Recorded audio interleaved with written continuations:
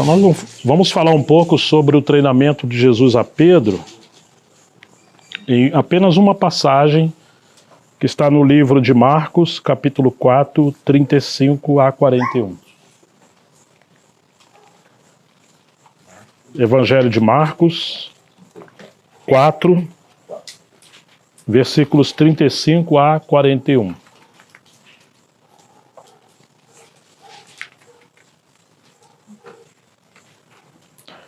Ao anoitecer, depois de um dia exaustivo, Jesus pregando a palavra, cuidando de pessoas, falando das parábolas, ao anoitecer, Jesus disse a seus discípulos: vamos atravessar para o outro lado do mar. Com ele a bordo, partiram e deixaram a multidão para trás, embora outros barcos os seguissem. Logo uma forte tempestade se levantou. As ondas arrebentavam sobre o barco, que começou a encher-se de água. Jesus dormia na parte de trás do barco com a cabeça numa almofada. Os discípulos o acordaram, clamando: Mestre, vamos morrer. O senhor não se importa? Jesus despertou, repreendeu o vento e disse ao mar: silêncio, aquiete-se. De repente o vento parou e houve grande calmaria. Então Jesus lhes perguntou: por que estão com medo? Ainda não têm fé? Apavorados, os discípulos diziam uns aos outros: quem é este homem? Até o vento e o mar lhe obedecem. Amém. Senhor, pedimos tua graça, tua unção, discernimento da palavra, para aprender também lições que o Senhor quer nos ensinar também como seus discípulos.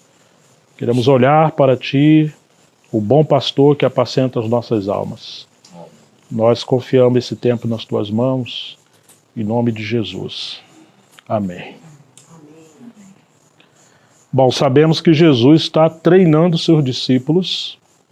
Essa é uma maneira frutífera de ler os evangelhos. Nada que Jesus falou foi por acaso, nada que ele fez. Tudo que Jesus fazia e ensinava, ele visava tanto a obediência como também treinamento. Tudo que ele falava era para ser praticado. Ele não era apenas alguém que trazia uma boa mensagem. Ele realmente estava investindo no treinamento espiritual. E assim deve ser conosco, nos colocar como seus discípulos para aprender com o Mestre o que ele quer nos ensinar e praticar. Ao anoitecer, poderia ter ido descansar, depois de um dia de árduo trabalho. Algumas vezes Jesus trabalhou de maneira tão intensa que certa vez seus irmãos e sua mãe achavam que ele estava louco, fora de si, porque parece que ele estava sem comer e sem descansar. Isso mostra assim que Jesus aproveitou tão bem o seu tempo. Marcos mostra Jesus como aquele servo obediente. Sempre usou a palavra imediatamente, quando Jesus ia fazer algo, imediatamente, ou seja, sem ter preguiça, sem ser remisso no seu trabalho, mas imediatamente. E aqui, ao anoitecer, Jesus disse aos seus discípulos: vamos atravessar para o outro lado do mar. Então ele vai ensinar uma lição preciosa para eles. Primeiro ele está dizendo que eles vão atravessar. Ou seja, ele está garantindo por uma palavra soberana de que eles vão atravessar para o outro lado do mar. No entanto, segue o texto, com ele a bordo, partiram e deixaram a multidão para trás, embora outros barcos os seguissem. E logo uma tempestade se levantou. As ondas arrebentavam sobre o barco, que começou a encher-se de água. Jesus dormia na parte de trás do barco, com a cabeça numa almofada. Os discípulos o acordaram, clamando: Mestre, vamos morrer. O Senhor não se importa? Qual era a profissão desses discípulos de Jesus? a maioria deles, na verdade os primeiros discípulos chamados, eles eram pescadores. Eles lidavam sempre com tempestades, sempre estavam em alto mar. Mas o caráter dessa tempestade era diferente. Segundo os estudiosos, vinha um vento muito furioso e intenso das montanhas, que chegava até esse mar, e essa tempestade era algo como selvagem, impetuosa, destruidora. E não somente isso, nós vemos aqui uma oposição. Jesus está mostrando muitas coisas aqui podemos aprender nesse contexto. Ainda que os discípulos fossem acostumados com tempestades, poderia ser, e isso aconteceu, que no ministério que eles iam levar adiante, nem sempre haveria calmaria no ministério, mas haveriam tempestades espirituais, tribulações, batalhas, lutas, e por mais que soubessem superar essas dificuldades em algum momento, viriam tribulações mais intensas ainda, assim como essa tempestade veio ao ponto deles acharem que iam morrer. Curiosamente, parece que Jesus havia abandonado a eles, mas Jesus está no barco. Agora, como pode Jesus dormir em meio a uma tempestade? E ele está aqui como filho do homem, não apenas como Deus. Então, de alguma forma, quando eles dizem, mestre, vamos morrer, eles estão completamente desesperados. Jesus já havia falado, vamos atravessar para o outro lado do mar. Eles deveriam confiar, não, se ele falou, nós não vamos morrer. Nós vamos chegar ao outro lado do mar. Mas o desespero tomou conta. E no lugar de se basear na palavra do Senhor e que Jesus estava com eles, ou seja, a sua pessoa, eles se basearam nas circunstâncias. Olharam a fúria da tempestade, das altas ondas que arrebentavam no barco, e isso dominou o coração deles com medo, com pavor. Assim como aconteceu em outro episódio, Jesus andando sobre o mar, eles pensaram que era um fantasma. E Jesus falou, não tenham medo, sou eu. Então Pedro falou, se és tu, manda que eu vá até ti, andando sobre as águas. Jesus falou, venha, e ele foi. Mas quando ele estava andando sobre as águas, o que aconteceu? Ele tirou os olhos do Senhor e olhou para a tempestade, para as ondas. Quando ele fez isso, lembra o que aconteceu com Pedro? Começou a afundar. Novamente, Jesus está treinando os seus discípulos. Nunca tirar os olhos dele, da sua palavra, porque sempre haverá tempestade. Quando olhamos para as tempestades, para as dificuldades, para as coisas que nós não conseguimos administrar e dominar, nós vamos olhar para essas coisas, vamos perder o ânimo, a fé, vai haver ansiedade e é possível então afundarmos nessa tribulação. Quando eles falam isso, eles olham, Jesus está dormindo. E muito interessante que ele está na parte final do barco, parte de trás do barco, com a cabeça numa almofada. Ele está exausto, cansado.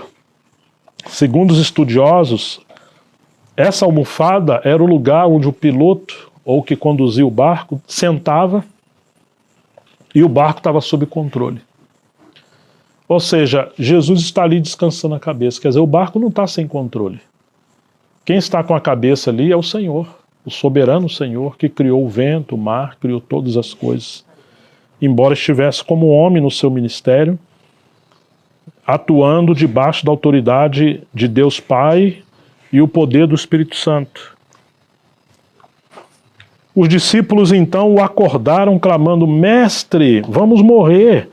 O Senhor não se importa? Eles estão apavorados com o aparente abandono de Jesus. E assim às vezes acontece conosco, né? O Senhor não se dá conta que eu estou aqui nesse desespero. Pode ser uma enfermidade, uma doença incurável, uma crise na família, uma crise no casamento, uma crise sobre o desvio de um filho, uma crise financeira. Nós passamos por várias tempestades na vida. crises na obra de Deus, crise no ministério, crise na igreja. Existem ventos terríveis e nós vamos encontrar que algumas situações são demônios atuando nos ares, nos mares, atuando no fogo, como aconteceu na época de Jó, que você encontra nos bastidores uma batalha terrível de Satanás para destruir a vida de Jó, de maneira que seus bens foram saqueados, fogo consumiu seus bens, seus filhos morreram, Jó ficou sem nada, inclusive com uma doença intensa, uma enfermidade intensa, e você vê, quando você vê a aparente história legal, física, parece que Deus abandonou Jó. Mas quando você vê nos bastidores, uma leitura espiritual, você vê uma batalha e Jó está numa arena, numa disputa contra Deus e a sua fidelidade. E o Senhor permitiu. E aquele homem que parecia ser desprezado e abandonado por Deus, Deus o chama meu servo Jó. E ele se tornou um símbolo de perseverança, um símbolo das disciplinas espirituais, dos ensinamentos do soberano Senhor por meio do sofrimento. Um gigante. E aqui estão os discípulos aparentemente abandonados. Mestre, vamos morrer. O Senhor não se importa, quer dizer, é como se a culpa fosse de Jesus. Você falou para a gente atravessar o mar. Como às vezes nós pensamos, o Senhor que nos trouxe para essa cidade. O Senhor abençoou esse casamento. Todos concordaram com isso ou com aquilo. E agora nós estamos nesse caos. O Senhor não se importa? Parece que ele não está vendo, né? Jesus despertou, repreendeu o vento e disse ao mar, silêncio, aquiete-se. De repente o vento parou e houve grande calmaria. Então Jesus lhes perguntou, por que estão com medo? Ainda não têm fé? Ou seja, eles tinham duas opções nesse contexto. Ou eles dormiam como Jesus estava dormindo, confiando na soberania do Pai de que eles iam atravessar. Ou eles exercitavam fé para repreender o vento e o mar, a tempestade, porque Jesus imputou uma palavra de que eles iam atravessar aquele mar e iam chegar do outro lado. Vocês ainda não têm fé? Eles poderiam exercitar a fé e o poder que o Senhor já havia concedidos a eles. Então eles apavorados, ou como houve uma grande calmaria, eles agora com temor, os discípulos diziam uns aos outros, quem é este homem que até o vento e o mar lhe obedecem? Nós temos dois temores aqui, um no meio da tempestade e outro como um assombro, um temor, quando a tempestade cessa e há calmaria. Que coisa interessante, né? O primeiro temor é um temor de perder a vida, de senso de abandono, de desespero no meio do caos. O segundo temor é um assombro por verem a soberania, a autoridade de Jesus, a autoridade da sua palavra, e eles chamam ele de homem, né? Quem é este homem? Até o vento e o mar lhe obedecem. Lembra aquela pesca maravilhosa em Lucas 5? Quando Pedro já havia trabalhado a noite toda, não pegou nada, mas sob a palavra do Senhor ele lançou as redes e encheu o barco ao ponto de ir rompendo e o barco ir a pique. Quando Pedro vê tudo isso, ele fala para o Senhor, afaste-se de mim que eu sou um pecador. É esse espanto, é esse temor no coração por encontrar a autoridade do Senhor Jesus, que é muito acima de qualquer palavra de um homem comum. Ele não é simplesmente um homem comum, ele é o Filho do homem. Ele é o homem Deus, ele é aquele que tem o controle, a autoridade sobre a terra, o mar, os céus, a natureza e todas as coisas. Então eles ficaram agora cheios de temor, apavorados, por reconhecer um nível de conhecimento sobre quem era a pessoa daqueles que eles estavam seguindo. Não é simplesmente um mestre, como se fosse um rabino da época de Jesus. Não, ele é muito mais do que isso. Ele é o Filho de Deus. Isso realmente trouxe uma visão que revolucionaria e revolucionou a vida e o ministério desses homens. Se eles vão levar adiante o ministério de Jesus, se eles vão ser cooperadores de Jesus, eles vão lidar com tempestades sempre, de diferentes maneiras. Na verdade, Jesus falou, no mundo tereis aflições. E isso, ele fala conosco, a sua palavra também é para nós. Nós vamos ter lutas nessa vida sempre. Todos os homens, na verdade, vão passar por tribulações, por tempestades. Mas, como dizia T. Austin Sparks, existe um sofrimento dentro do sofrimento. Todos passam por sofrimento. Mas existe aquele sofrimento por causa de Cristo. Aquela tempestade que está além de uma tempestade natural. É o movimento das obras das trevas para destruir o testemunho do Senhor. E aí nós temos que ter discernimento. Como lidar com essa situação. Muito interessante que depois que Pedro aprende essa lição e segue o Senhor por esses 3 anos e meio, na época do livro de Atos, a igreja do primeiro século, Pedro passou por várias tempestades. Mas existiu uma tão forte como essa tempestade de Marcos 4, que ele aprendeu que assim como Jesus estava dormindo no barco, Pedro também estava dormindo, no meio dessa terrível tempestade. Não sei se alguém lembra o que aconteceu em Atos 12. Quem já memorizou o livro de Atos, ou pelo menos as histórias, vamos ler o capítulo 12 do livro de Atos. Pelo menos uma parte rapidamente. Atos 12. Por aquele tempo, o rei Herodes mandou prender alguns da igreja para os maltratar. Mandou matar à espada Tiago, irmão de João, que era um dos 12. Vendo que isto agradava aos judeus, prosseguiu, mandando prender também Pedro, e eram os dias dos pães sem fermento. Depois de prendê-lo, lançou-o na prisão, entregando-o a 4 escoltas, de 4 soldados cada uma, para o guardarem. A intenção de Herodes era apresentá-lo ao povo depois da Páscoa, e assim Pedro era mantido na prisão, mas havia oração incessante a Deus por parte da igreja a favor de Pedro. Olha o que está acontecendo com Pedro. Tiago foi sacrificado ao fio da espada. Herodes estava intolerante, furioso. De maneira implacável, ele estava matando os cristãos, matou Tiago ao fio da espada e estava perseguindo a igreja para os maltratar. Quer dizer, naturalmente, a situação de Pedro era sem solução. Ele está preso, ele está sendo escoltado, ele está acorrentado, ele está numa prisão cheio de guardas. Não tem como Pedro sair dessa terrível oposição e cadeia.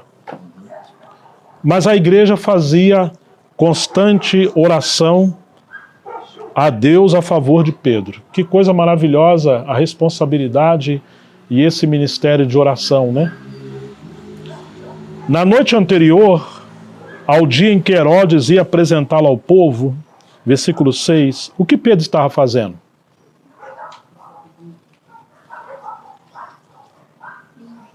Pedro estava dormindo. Olha, irmãos, imagine, ele está acorrentado, ele está sendo escoltado, ele está numa jaula, numa cadeia, ele vai ser apresentado para ser martirizado. Ele sabia que Tiago foi martirizado, sabia que muitos já haviam morrido e que a igreja está sendo assolada. Que tipo de homem é esse que dormiria sabendo que ele vai passar por essa situação? Você dormiria? Eu dormiria? A gente às vezes passa tempos acordado à noite por uma conta que tem que pagar no outro dia e o dinheiro que você está esperando não chegou, ou com um pequeno problema, a gente não dorme. Agora olha a situação de Pedro. Onde Pedro aprendeu a dormir sem medicamento, sem diazepam, nem chá de camomila, mas nem chá de camomila ia dar jeito nisso aqui, né? Gente, Pedro está dormindo. Que confiança, que descanso, que paz. Onde ele aprendeu? Ele aprendeu com aquele que um dia, no meio de uma grande tempestade, estava dormindo com a cabeça na almofada, na parte de trás do barco. Ele foi treinado pelo mestre, que tinha toda a confiança no amor e na soberania do Pai. Então, enquanto Pedro dormia, entre dois soldados, ele não estava sozinho, tem dois soldados ali acorrentados com ele, preso com duas correntes, sentinela junto à porta, guardavam a prisão. Versículo 7. Eis, porém, que sobreveio um anjo do Senhor e uma luz iluminou a prisão. O anjo tocou no lado de Pedro e o despertou, dizendo: levante-se depressa. Então as correntes caíram das mãos dele. E o anjo continuou: coloque o cinto e calce as sandálias. E ele assim o fez. O anjo lhe disse mais: põe a capa e siga-me. Então Pedro, saindo, o seguia, não sabendo que era real o que estava sendo feito pelo anjo. Ele pensava que era uma visão. Depois de terem passado a primeira e a segunda sentinela, chegaram ao portão de ferro que dava para a cidade, o qual se abriu automaticamente. E saindo, enveredaram por uma rua, e logo adiante o anjo se afastou dele. Então Pedro, caindo em si, disse: agora sei que de fato o Senhor enviou o seu anjo e me livrou da mão de Herodes e de toda a expectativa do povo judeu. Ao se dar conta disso, Pedro resolveu ir à casa de Maria, mãe de João, também chamado Marcos, onde muitas pessoas estavam congregadas e oravam. Quando ele bateu à porta da frente, uma empregada chamada Rode foi ver quem era. Reconhecendo a voz de Pedro, ficou tão alegre que nem o fez entrar, mas voltou correndo para anunciar que Pedro estava à porta. Então os outros discípulos disseram: você ficou louca? Ela, porém, persistia em afirmar que era verdade. Então disseram: é o anjo dele. Enquanto isso, Pedro continuava batendo. Quando abriram a porta, viram-no e ficaram admirados. Ele, porém, fazendo-lhe sinal com a mão para que se calasse, contou-lhes como o Senhor o tinha tirado da prisão e acrescentou: anunciem isto a Tiago e aos irmãos. E saindo foi para outro lugar. Agora que interessante, né? Eles estão orando para Deus livrar Pedro, o Senhor livra Pedro e eles não creram que era Pedro que estava batendo na porta. Algumas versões dizem porque estavam possuídos de alegria. Assim como aconteceu com os discípulos também na ressurreição. Eles estavam tão alegres que não creram que era Jesus. Às vezes, a alegria demasiada nos tira do bom senso, nos tira da fé. Assim como a tristeza demasiada. E nós temos que ter cuidado com as nossas emoções. Não é possível que seja Pedro. Mas vocês estão orando para Deus livrar Pedro? O Senhor respondeu às orações. Bom, temos essa lição maravilhosa, que Pedro também aprendeu a dormir como Jesus dormia naquela tempestade. E ele também quer nos ensinar. O dormir aqui representa a total confiança no Senhor, no meio da luta, da tribulação, da tempestade da vida. Que aquilo que é impossível aos homens é possível a Deus. E que no mundo passaremos por aflições, e muitas das vezes Deus permite isso para nos treinar, nos amadurecer, para no futuro podermos ser úteis nas mãos do Senhor. Agora vamos na primeira carta de Pedro, capítulo 5, versículo 7. Se alguém quiser ler em voz alta. 1 Pedro 5,7.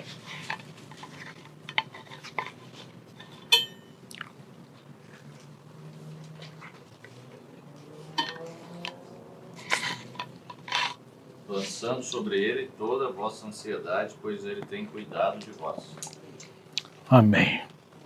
Onde Pedro aprendeu isso? Qual era o contexto nessa época? É interessante que quando você lê as cartas de Pedro, ele vai escrever aqueles cristãos que estavam dispersos em várias regiões. Houve uma tribulação muito grande causada pelo Império Romano, especialmente em Roma, quando no ano provavelmente 64, 63, depois de Cristo, houve um incêndio em Roma.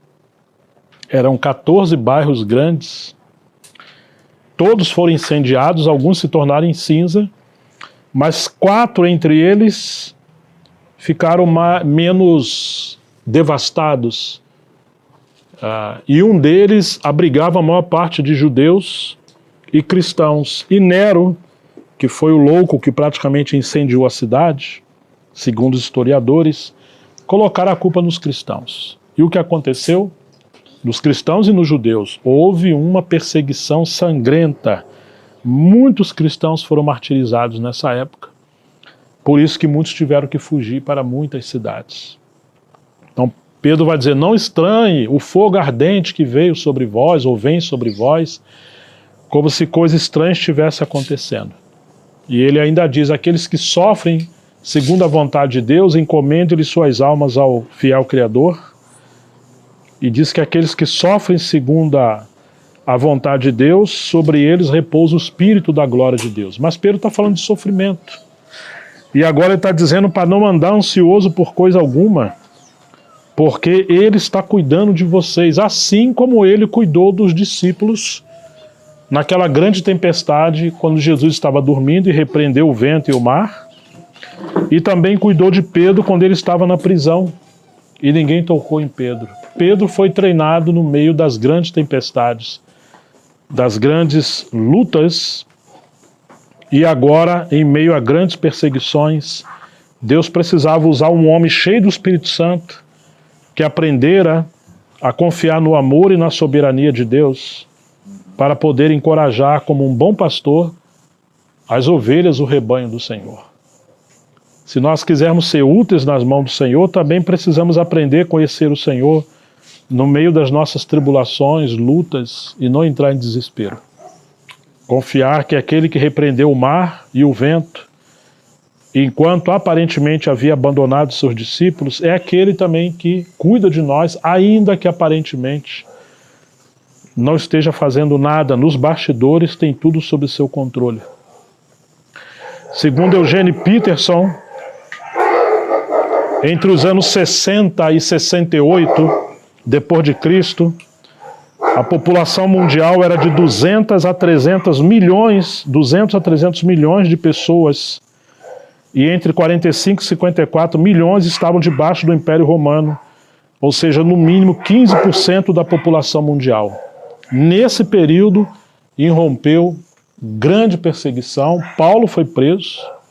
Esses cristãos aos quais Pedro está escrevendo sabiam do sofrimento de Paulo, porque depois Paulo foi decapitado. Paulo foi perseguido pelos judeus, Paulo foi perseguido pelo judaísmo, Paulo foi perseguido por Roma, Paulo foi perseguido por falsos cristãos, Paulo passou fome, nudez, toda sorte de tempestade, inclusive quando ele estava indo para Roma, entre os capítulos 26 e 27, nós vamos encontrar que veio uma grande tempestade e assolou o navio que Paulo estava transitando. O navio encalhou, rompeu e eles iam morrer afogados. Deus falou que ele ia chegar a Roma, mas nesse caminho até Roma, que ele ia ser testemunha do Senhor lá, Paulo também passou por uma terrível tempestade e Deus permitiu. E algo Paulo teve que aprender ali, na verdade todos eles, e isso ficou registrado para nós, eles tiveram que lançar do navio muitas coisas boas que tinha dentro do navio. Muitas coisas boas. Para o navio não ir a pique e afundar. Quando nós estamos passando em tempestades, esse é o momento de lançar fora coisas que facilitam que venhamos a afundar. Coisas que, embora sejam boas, mas que se tornam um peso em nossas vidas. Às vezes são coisas boas, mas que está levando a nossa vida a naufragar na fé, ou nos apartar do Senhor. Então, com Paulo, muitas coisas naquele navio foram lançadas ao mar. Mas esse mesmo Paulo, que também passou por grande tribulações, um dia disse: não andeis ansiosos por coisa alguma. Lembram-se que tem isso na Bíblia? Vocês lembram em que carta Paulo falou isso? Mas apresentar todas as nossas ansiedades, nossas petições, em orações e súplicas a Deus com ação de graça? Alguém lembra em que carta está isso? Isso aí, minha irmã, muito bem. Está na carta aos Filipenses. Mas onde Paulo estava quando ele escreveu sobre isso? Em casa? Descansando? Onde Paulo estava? Paulo estava preso. Muitos cristãos perseguidos, muitos cristãos martirizados. E além dele falar, não andeis ansiosos, ele também fala, alegrai-vos no Senhor, outra vez vos digo. Onde Paulo aprendeu isso, gente? Com o mesmo mestre que no meio da tempestade descansou sua cabeça numa almofada e treinou os seus discípulos. Paulo aprendeu com Jesus. Paulo também foi treinado pelo Senhor e ele escreve isso também para nós. Nós estamos numa arena de guerra, de batalha contra esse mundo tenebroso dominado pelas trevas, mas o Senhor também quer nos ensinar que não nos abandonou nunca. Seu amor é infalível, sua graça é abundante, nunca faltará poder e graça para podermos viver, servir a Deus com aquilo que Ele nos confiou. Não temos que recuar, temos que ser fiéis no dia do aparente abandono, no dia da provação. Devemos perseverar no Senhor. E aqui Pedro fala, lancem sobre ele todas as suas ansiedades, porque ele tem cuidado de vocês. Agora, o inimigo quer provocar ansiedade. E infelizmente o nosso coração egoísta, muitas das vezes, fica ansioso porque nós queremos ter controle sobre coisas que são incontroláveis. Quem poderia controlar a tempestade? Quem poderia acalmar o mar? Só o Senhor. Nós não podemos fazer isso, mas nós podemos confiar naquele que tem o controle do vento, do mar e de todas as coisas. Mas qual é o nosso problema? Vários são os nossos problemas. Um deles é que nós gostamos de ter o controle. Queremos ser os senhores de nossas vidas. E não entregamos o controle naquele que está descansando numa almofada e que, ainda que pareça que ele não está conosco, mas ele está governando aquela embarcação.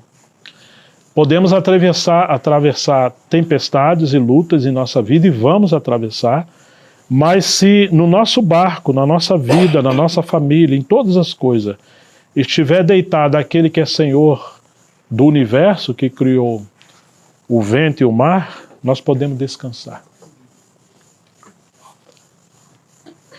Que pena que demoramos a entender que a ansiedade, ela não resolve os problemas do nosso dia. Ela só nos tira o sono, nos gera pânico e pavor do dia seguinte.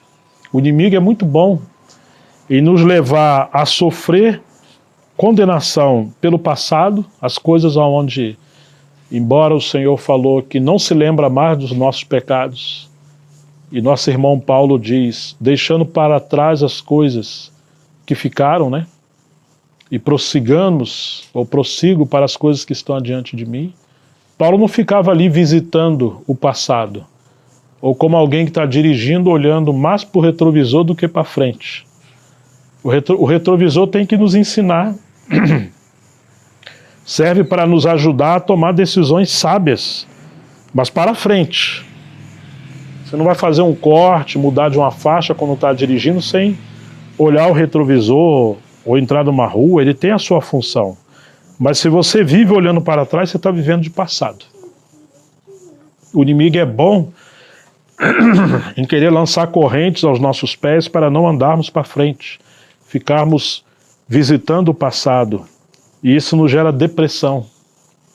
E expectativas ou pensamentos negativos pelo futuro, um sofrimento por pensamentos do futuro que ainda nem aconteceram. Eu às vezes costumo dizer que alguns querem competir com Steven Spielberg, que é aquele grande gênio de filme de ficção. Você cria uma ficção, parece um filme na sua cabeça. Não vai dar certo isso por causa disso, daquilo, a estatística fala assim, o mundo fala assim, a ciência... Aí você começa a ver as vozes do mundo,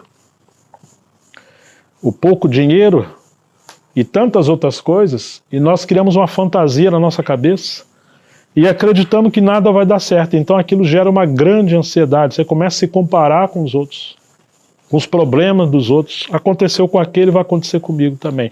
Ah, se aquele não conseguiu, quem sou eu para conseguir? Não vai dar certo. Mas esquecemos que na nossa vida está aquele que tem o controle. Então muitas vezes a ansiedade ela é gerada por um controle que nós não estamos conseguindo administrar. E ficamos frustrados, porque queremos ser os senhores do nosso destino. E cada passo que vamos dar, nós queremos ter 100% de certeza que vai dar certo. Precisamos de um método, um mapa, informação. Como é que eu vou dar um passo nessa direção sem saber que eu tenho o controle? E o Senhor permitiu seus discípulos passarem por sofrimento para serem forjados. Charles Spurgeon dizia que nós precisamos passar por essas tempestades para que aquelas partes podres da árvore sejam arrancadas, comparando o homem como árvore, né? Ou aquelas raízes falsas sejam arrancadas para colocarmos nossa confiança somente em Deus. Ele também disse: diga sim à vontade de Deus e a tribulação perderá a sua força. Assim como nós mimamos nossos filhos e fazemos de tudo para eles não passarem sofrimento. E no futuro se tornam homens e mulheres fracas. E isso é um problema, porque o sofrimento é instrumento para a formação de caráter, de personalidade, de hombridade, de fortaleza, de personalidade. Quando nós poupamos os filhos de sofrimento e mimamos eles, paparicando, cuidando demasiadamente, eles nunca são capacitados a superar dificuldades que virão na vida. Às vezes eu olhava as meninas quando caíam, falava para a Miriam: não levanta não. Vê se sangrou, bateu a cabeça. Não, então faz de conta que nem aconteceu nada. Porque na vida, provavelmente vão cair muitas vezes. Vai errar numa prova, vai ser reprovado em algumas coisas, no emprego, numa crise, num relacionamento. Vão passar muitos problemas. E se a gente não levar os filhos a administrar as emoções, aprender o não, aprender que nem sempre as coisas vão dar certo, nem sempre os filhos vão estar no ninho da proteção do pai e da mãe, eles vão ficar desesperados e se perdem. Alguns vão naufragar e afundam, né? Porque não foram forjados no meio do sofrimento ou das tempestades. E o Senhor é assim conosco. Ele corrige, Ele açoita aquele que toma por filho. Ele treina cada um de nós no meio da tribulação e da luta. Virão tempestades na vida, e como aconteceu com Paulo naquele episódio, eles tiveram que lançar fora do navio para o mar as coisas boas, mas que geravam peso na vida. Isso é uma outra lição quando passamos por tempestades. Vamos lançando fora, ainda que são coisas até que inclusive Deus nos deu num determinado tempo, para um determinado propósito, mas essas coisas não podem virar fardo dos nossos ombros e correntes em nossos pés para nos impedir a trilhar essa jornada, como peregrino, dizia John Bunyan, que precisamos trilhar até chegar àquele destino da cidade celestial. Pedro dormia na prisão. Como nós estamos? Às vezes nós estamos demasiadamente ansiosos. Não tem nenhuma espada na nossa cabeça, não tem perseguição como em Roma, não estamos sendo incendiados, temos nossa casa, temos nossos filhos, temos tudo. Mas ainda assim, ficamos ansiosos por pequenas coisas, ou seja, provavelmente o calor do fogo da provação vai aumentar para a gente aprender a administrar processos que requerem mais dependência de Deus e menos dependência em nós, menos dependência no materialismo, nas coisas desse mundo, que muitas das vezes geram comodidade, mas diminui a nossa fé. Não andeis ansiosos por coisa alguma, é uma ordem, é um imperativo. Não deixemos a ansiedade dominar o nosso coração. Possamos prostrar nos pés daquele que um dia disse: no mundo tereis aflições, mas tende bom ânimo, não ansiedade. Eu venci o mundo. Lancem sobre ele todas as vossas ansiedades. Ou seja, não é para ficar nos seus ombros, nos meus ombros. É para lançar sobre ele. Não há problema ter medo. O problema é ser dominado pelo medo. O amor lança fora todo medo. Ele quer que venhamos exercitar fé e podermos superar as crises e aprender as lições no meio das dores, das tribulações, do desânimo, para podermos, como Pedro, encorajar aqueles que dependem ou vão requerer de nós uma palavra de encorajamento, uma palavra de fé, de ânimo, pela experiência daqueles que trilharam esse caminho e aprenderam a conhecer Cristo no meio da adversidade e da tribulação. Como disse Paulo, não andeis ansiosos por coisa alguma, mas possamos apresentar nossas petições, nossas súplicas em oração ao Senhor e ainda acrescenta com ações de graça. Filipenses 4:8, É isso mesmo, Como é bom, Senhor, adorar o Senhor no meio da adversidade. Decretar para as trevas, para os demônios, principados, que o Senhor é fiel. Nossas vidas não estão ao relento como um barquinho que não tem um bom piloto e muito menos o Senhor soberano do universo deitado nele. Não, nossas vidas estão nas mãos do Senhor. Eu quero ler uma última passagem para complementar, também na experiência de Paulo, 2 Coríntios capítulo 1,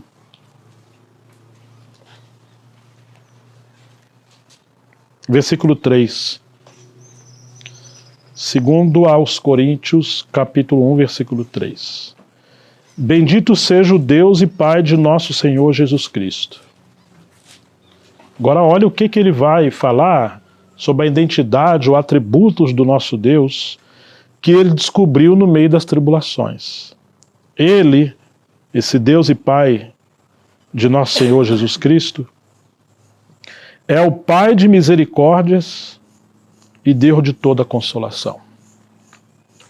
É Ele que nos consola em toda a nossa tribulação, para que pela consolação que nós mesmos recebemos de Deus, possamos consolar os que estiverem em qualquer espécie de tribulação. Você está vendo o pensamento de Paulo? Ele descobriu que o Pai de nosso Senhor Jesus Cristo, que cuidou de Cristo em todo o seu ministério, é o nosso Pai. Assim como ele não permitiu nada acontecer com o Senhor, exceto o que estivesse nos seus arranjos soberanos, esse mesmo não vai permitir que aconteça qualquer coisa conosco, além de sua vontade. Dizia Lutero que o diabo é o diabo de Deus, como um cão que está numa corrente, ele não vai ultrapassar o limite da soberania do Senhor. Por isso que Paulo podia dizer que nada nesse mundo, nem a vida, nem a morte, nem coisas do presente, nem coisas do futuro, nem anjos, nem principado, nem fome, nem nudez, nem perseguição, nada poderá nos separar do amor de Deus que está em Cristo Jesus? E nós estamos nas mãos do Senhor. Então, Ele nos consola em toda a nossa tribulação. Ele permite a tribulação para nos levar a conhecer a Ele e sermos consolados no meio da tribulação. Mas para quê? Simplesmente para ficarmos bem como um menino mimado? Não. Para quê? Para que, pela consolação que nós mesmos recebemos de Deus, possamos consolar os que estiverem em qualquer espécie de tribulação. Ele nos permite tribulação para nos ensinar a conhecer a Ele e sermos consolados. Para quê? Porque Ele quer nos usar para consolar a outros. Porque assim, verso 5, como transbordam sobre nós os sofrimentos de Cristo, assim também por meio de Cristo transborda o nosso consolo. Se somos atribulados, é para o consolo e a salvação de vocês. Se somos consolados, é também para o consolo de vocês. Em nenhum momento você encontra margem para um pensamento que às vezes assola o nosso coração. Se somos atribulados, será que é porque pecamos? Será que é porque eu errei? Será que é porque eu fiz alguma coisa? Será que é porque eu não estou contribuindo financeiramente? Será que... Nós sempre desconfiamos do amor de Deus, da soberania de Deus, e achamos que a relação com Deus é uma base de troca. Como se merecêssemos alguma coisa. Se eu fizer isso, Deus vai fazer assim. Claro, existem promessas condicionais, que o Senhor espera que nós tenhamos responsabilidade. Mas a graça do Senhor, que é tão abundante, sua soberania e seu amor infalível, deve estar em si acima de todas essas coisas e dominar o nosso coração. Paulo vai dizer, e isso deveria governar o nosso coração. Se somos atribulados, é para consolo e a salvação de vocês. Paulo sempre está entendendo que Deus está trabalhando nele, nos seus colegas, para que ele se tornasse instrumentos que representasse mais o amor de Deus e pudesse consolar outras pessoas. Imagina uma pessoa passando por grande aflição. Um novo convertido. Ah, Senhor, responda as minhas orações. Traga luz para mim. Por que eu estou passando isso? O que eu tenho que fazer? O Senhor esqueceu de mim? E o Senhor quer abraçar essa ovelha, falar com ela, encorajar ela. Como Ele vai fazer isso? Ele vai fazer isso usando os membros do corpo de Cristo, aos quais o Espírito Santo, nos quais o Espírito Santo habita, e o mesmo Jesus que acalmou a tempestade, repreendeu o vento, e a tempestade houve calmaria, e abraçou as ovelhas, esse mesmo Senhor quer cuidar dessas ovelhas, que são pessoas. Mas Ele faz isso através de você e de mim, dos membros do corpo. Mas como Ele vai poder ajudar essas pessoas se nós trancafiarmos Ele em nossa vida, porque nós fugimos da disciplina do Espírito Santo, evitamos a cruz, evitamos obedecer a Deus, fugimos da tribulação e da luta. Muitos cristãos não aceitam passar por dor e tribulação. E muitas das vezes são os pais que mimaram muito esses filhos desde pequeno e hoje eles não suportam uma mínima disciplina do Pai Celestial. Temos que treinar e forjar os nossos filhos e os novos convertidos para serem homens e mulheres brilhantes, forjados pela escola do sofrimento e da obediência. Talvez a primeira palavra que uma criancinha deva aprender é não. Mais do que mãe e pai. Que na vida nem tudo vai ser do jeito que elas querem. Se deixar, elas vão escravizar os pais, os pastores, os professores, os empregados, se possível até Deus. Se tiver o meio de aprender a orar em como dar uma chave de braço em Deus, para ele fazer tudo o que querem, muitos cristãos fariam assim. E na verdade é assim. Existem alguns ensinamentos que são completamente contrárias ao Evangelho e às Escrituras. Pegaram um texto isolado do Antigo Testamento, demandai-vos a mim, o que vocês querem que eu faça? E eles estão aí dizendo que tudo que a gente ora e pede, existe um segredo para que Deus faça. Tem um tal de David Leonardo que tem pregado muitas heresias, ele diz que Deus nunca vai permitir você ver uma coisa que ele também não te daria essa coisa. Uau! Como se Deus fosse o gênio da lâmpada de Aladim, que você esfrega ali, se aquele gênio pode fazer 3 pedidos, eu sou teu servo. E quase sempre são pedidos materialistas, não tem nada a ver com o Evangelho e com a glória de Deus. Mas nós vamos encontrar que não é assim na jornada com o Senhor. Pedro se tornou uma coluna na casa de Deus porque ele foi treinado pelo Senhor.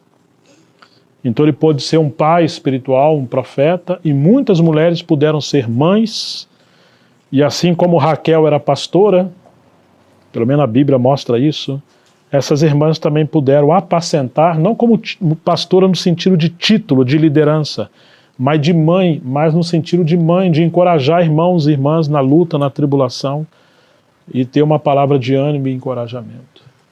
Mas poucos cristãos podem ser úteis nas mãos do Senhor se ainda se comportam como meninos espirituais. Não pode haver uma exortação, uma repreensão, não podem ser discipulados, não pode passar por nada, porque foram treinados para serem mimados e ter tudo a seu favor. Mas a vida não é como aquele barquinho de um paraíso, onde o vento sempre vai soprar ao favor, até atingir aquele destino do mundo encantado de Peter Pan. Não, a vida não é assim. Então Paulo está dizendo que, porque assim como transbordam, verso 5, sobre nós os sofrimentos de Cristo, claro, já não são sofrimentos para a salvação. Não, tudo foi consumado na cruz.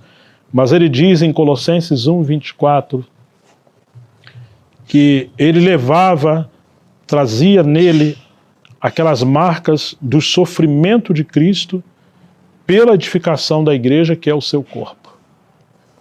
Ou seja, existe um nível de sofrimento, não pela salvação, porque a obra da salvação foi consumada na cruz, está consumada, disse isso, mas como ele disse aos Gálatas, meus filhinhos, por quem de novo eu sinto as dores de parto, até ser Cristo formado em vós. Existe um nível de sofrimento para sermos instrumentos para que o corpo de Cristo seja edificado. E para isso precisamos ter experiências com Deus, para que não seja apenas palavra, mas espírito e vida. Então esses sofrimentos estão abundando na vida de Paulo. Paulo não está vivendo para ele. E ele agora está dizendo, assim como transbordam sobre nós os sofrimentos de Cristo, transbordando, assim também por meio de Cristo transborda o nosso consolo. Precisamos encontrar irmãos e irmãs cheios do Espírito Santo de consolo, para que possam consolar a outros. Se somos atribulados, é para vosso consolo e salvação. Se somos consolados, não é porque somos bonzinhos, é também para o consolo de vocês, ou seja, não tem nada a ver conosco em si. Tem a ver com Cristo e com a obra que Cristo quer realizar nos seus filhos. Se o Senhor te prospera, te dá bens materiais, não é porque você é bonzinho, ou melhor do que os outros. Não, você trabalhou, mas Ele que te abençoou, mas é para você ter uma vida mais liberada para poder abençoar outros. E a sua casa ser como um curral de ovelhas, sermos mordomos. Mas se Ele permite luta e tribulação, não é porque você é inferior ao outro que está bem sucedido, não. É para que você conheça Cristo, seja cheio de consolo para consolar a outros. E entender que a riqueza maior não é o que vivemos e adquirimos aqui na terra. Isso é só um símbolo ou um caminho para a verdadeira riqueza, que é celestial. Esse consolo se torna eficaz na medida em que vocês suportam com paciência os mesmos sofrimentos que nós também suportamos. A nossa esperança em relação a vocês é sólida, é firme, sabendo que assim como vocês são participantes dos sofrimentos, assim também serão participantes da consolação. A igreja passando por divisões, pecados, tantos problemas, alguém que não conhece eu poderia pensar, como eu já ouvi de algumas igrejas, nossa, a igreja do Senhor ali, a obra do Senhor ali, agora acabou, do jeito que está aquela situação ali, mas Paulo está dizendo, não, a nossa esperança em relação a vocês é sólida, é firme. Então Paulo conhecia o Senhor, que ele sempre faz brotar água no meio do deserto, não despreza o pavio que ainda fumega e nem destrói aquela cana que foi quebrada. Ele está sempre renovando a sua obra e ele pode viver a obra dele em Corinto, assim como em qualquer lugar. No 8 ele vai dizer, porque não queremos, irmãos, que vocês fiquem sem saber que tipo de tribulação nos sobreveio na província da Ásia, ou que tipo de tempestade, né, que ele vai dizer que desesperamos da própria vida. Foi algo acima das nossas forças, a ponto de perdermos a esperança até da própria vida. De fato, tivemos em nós mesmos a sentença de morte. Lembra que eles falaram, Senhor, nós vamos morrer. Lá na tempestade? Olha aqui, ó. Por que tudo isso? Para que não confiássemos em nós mesmos, e sim no Deus que ressuscita os mortos, o qual nos livrou, e ainda livrará de tão grande morte. Nele temos esperado que ainda continuará a nos livrar, enquanto vocês nos ajudam com orações a nosso favor, para que, por muito, sejam dadas ações de graças a Deus a nosso respeito, pelo benefício que nos foi concedido por meio da súplica de vocês. Lançando sobre ele, disse Pedro, todas as suas ansiedades, porque ele cuida de vocês. Não tem nada fora do controle do Senhor. Então, muito cuidado com o inimigo e com a nossa carne.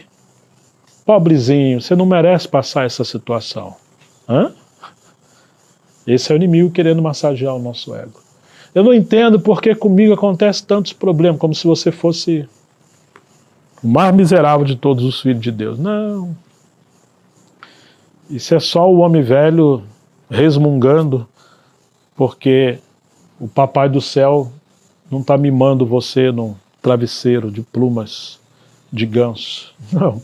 Ele está chamando você para o companheirismo, para a formação de Cristo por meio das aflições, para que possamos ser úteis nas suas mãos. Então, que o Senhor nos ajude. Pedro dormiu naquela prisão, sabendo que seria entregue. Poderia ser entregue, ainda que ele confiou que Deus o livraria, provavelmente por isso está dormindo. Porque o Senhor fez promessas a Pedro, que ele seria obreiro nas mãos do Senhor, então ele podia descansar. Assim como ele falou, vamos passar o mar para o outro lado. Agora Pedro está crendo que ele vai chegar até o final da sua vida. Ele disse no final do Evangelho de João, capítulo 21, Pedro, quando você era jovem, ou menino, você se cingia, botava sua roupa, você ia para onde você queria. Quando, porém, fores velho, outro vai vestir você, vai tomar você pela mão e vai te guiar para onde você não quer ir. E isso Jesus falou, significando o tipo de morte com que Pedro ia honrar o Senhor. Então Pedro pôde dormir na prisão, porque ele sabia que no meio das tempestades, nesse barquinho de sua vida, aquele que criou os céus e a terra e acalmou aquela tempestade, estava com ele, ainda que parecia que tinha abandonado. E assim foi com Paulo, e assim tem sido com milhões e milhões de cristãos em toda a história da igreja, que passaram por tribulações, alguns inclusive morreram, mas o Senhor sempre esteve no trono, governando todas as coisas. Possamos confiar e adorar o Senhor no meio das lutas, nunca cultivar a ansiedade e o desânimo. Pelo contrário, alegrai-vos no Senhor, disse Paulo, outra vez vos digo, alegrai-vos. Que Deus nos abençoe.